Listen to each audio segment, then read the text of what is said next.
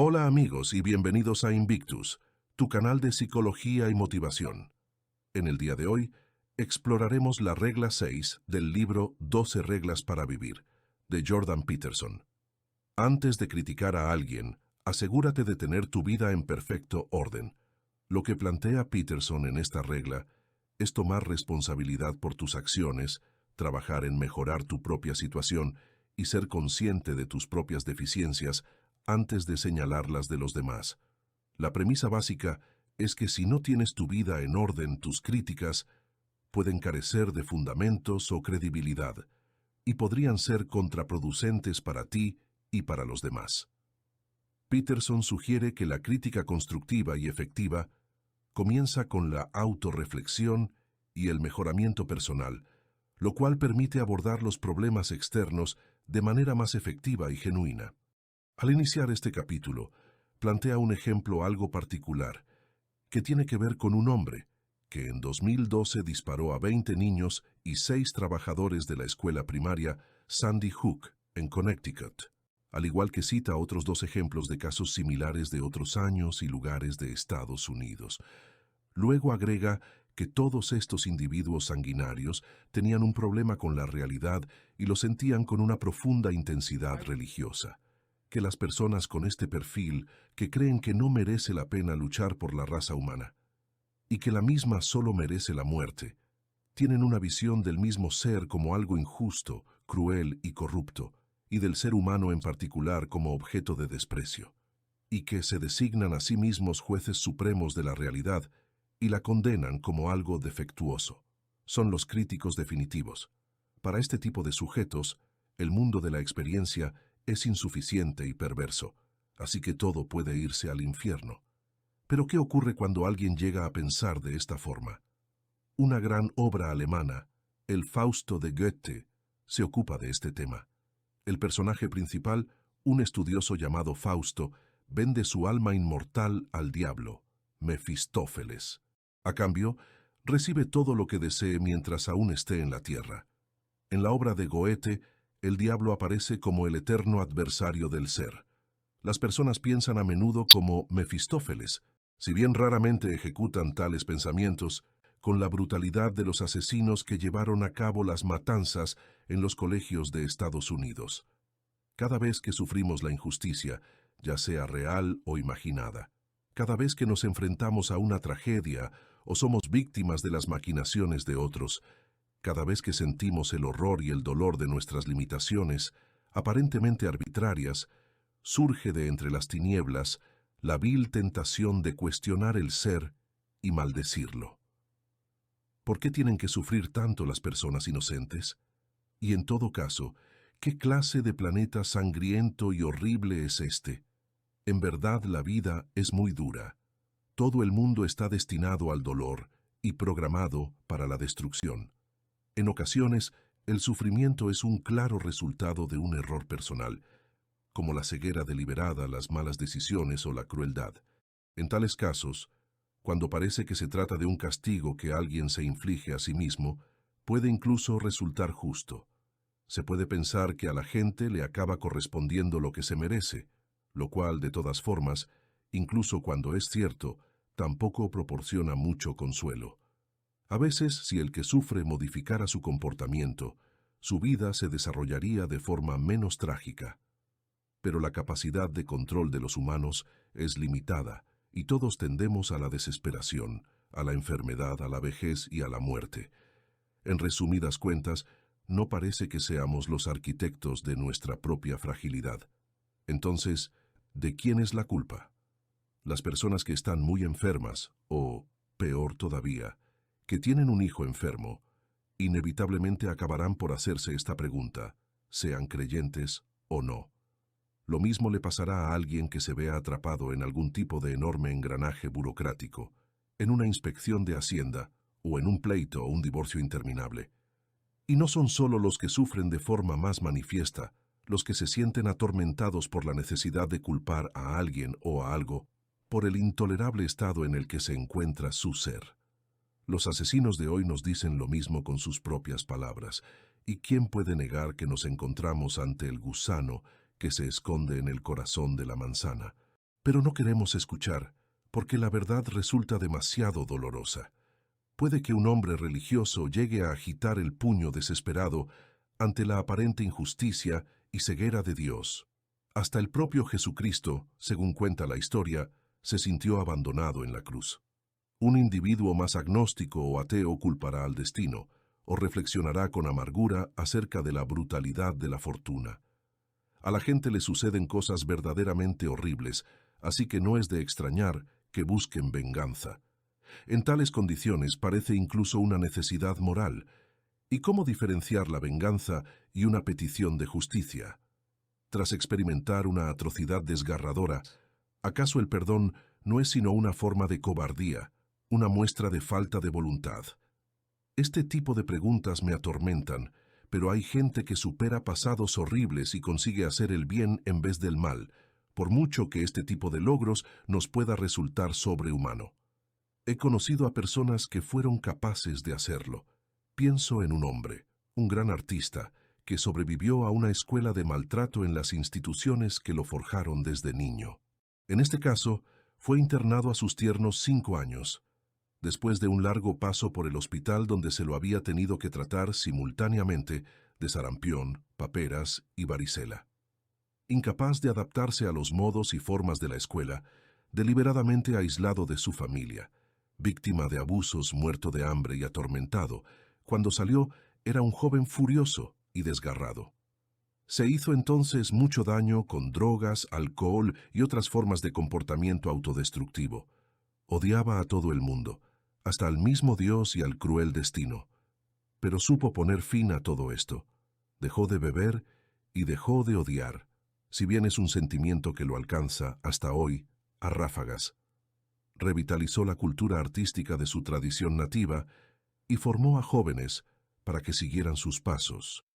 Creó un tótem de más de 15 metros como conmemoración de los sucesos de su vida y una canoa de unos 12 metros de largo tallada en un único tronco, algo que ya nadie o casi nadie hace. Reunió a toda su familia en una gran fiesta en la que cientos de personas bailaron durante 16 horas como una forma de expresar su dolor y hacer las paces con el pasado. Decidió ser una buena persona y entonces hizo lo necesario, por imposible que pareciera, para vivir así. Fue Nietzsche quien escribió sobre esto, y lo que quiso expresar fue que quienes sufren el mal pueden efectivamente desear perpetuarlo, hacérselo pagar a otros, pero también es posible que experimentar el mal sirva para descubrir el bien. Muchos, quizá la mayoría, de los adultos que maltratan a niños sufrieron esos mismos maltratos en su infancia. No obstante, la mayoría de las víctimas de maltrato no reproducen el mismo comportamiento con sus propios hijos.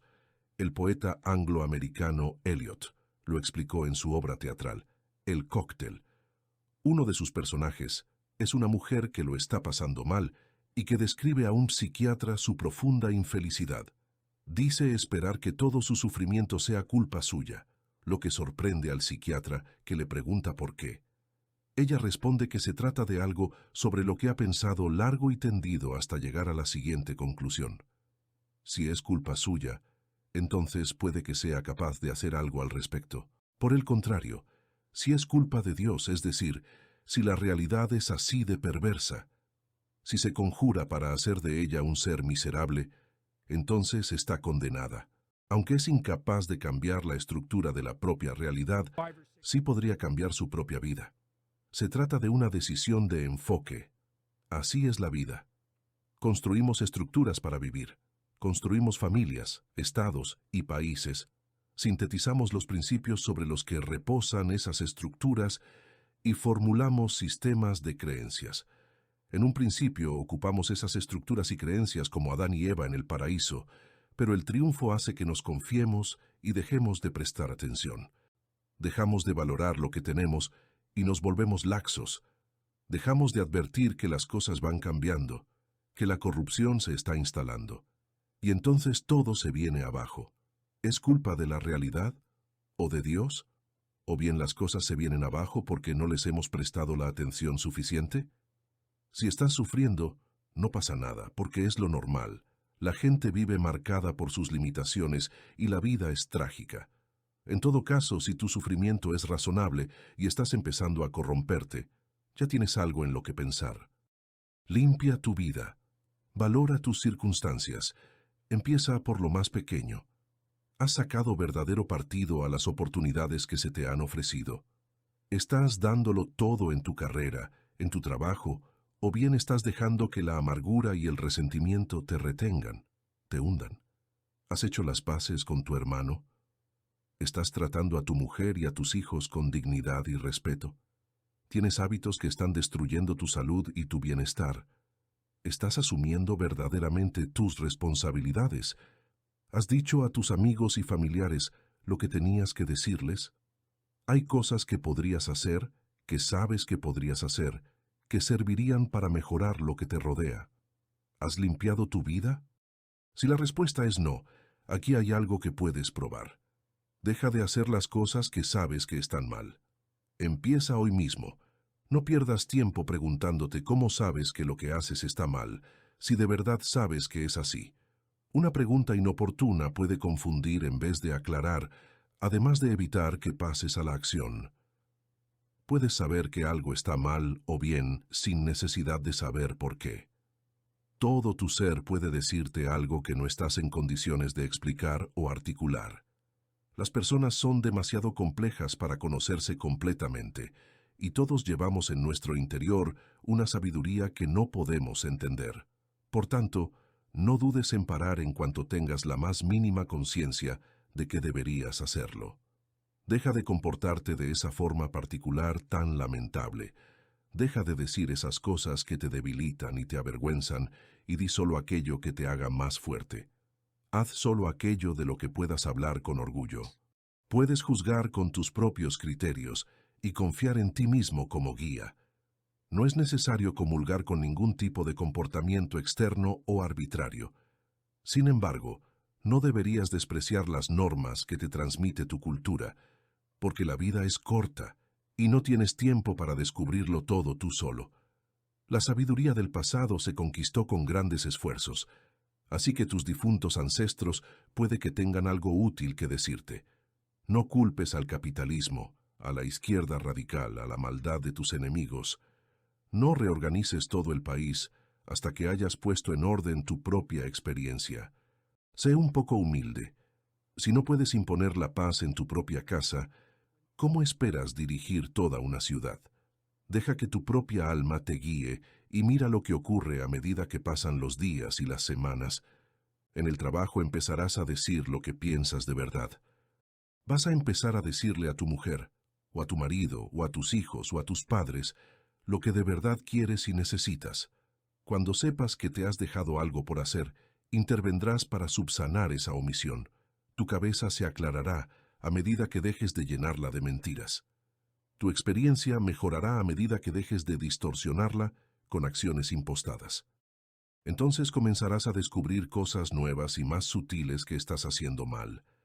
Deja de hacer todo eso también, y tras meses de esmerado esfuerzo, tu vida se habrá vuelto más simple y menos complicada.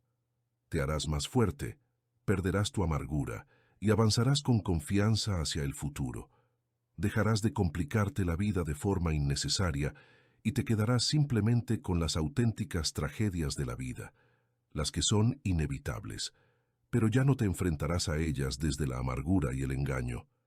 Quizá descubras que tu alma purificada, mucho más fuerte que nunca, ya está en condiciones de asumir todas las tragedias restantes, las tragedias necesarias, mínimas, y las evidentemente inevitables. Quizá entonces te des cuenta de que, si todo el mundo hiciera esto con sus propias vidas, el mundo dejaría de ser un lugar funesto. A partir de ahí, con un esfuerzo mantenido, quizá pueda incluso dejar de ser un lugar trágico, y quién sabe cómo podría ser la existencia si todos nos propusiéramos luchar por lo mejor. ¿Quién sabe qué cielos eternos podrían conquistar nuestros espíritus, purificados por la verdad, dirigidos hacia arriba desde esta tierra de los caídos? Antes de criticar a alguien, asegúrate de tener tu vida en perfecto orden. Esos fueron los desarrollos de Jordan Peterson en este sexto capítulo de su libro 12 reglas para vivir. Gracias por acompañarnos hasta aquí y no olvides suscribirte y darle like al video si te ha gustado. Hasta la próxima.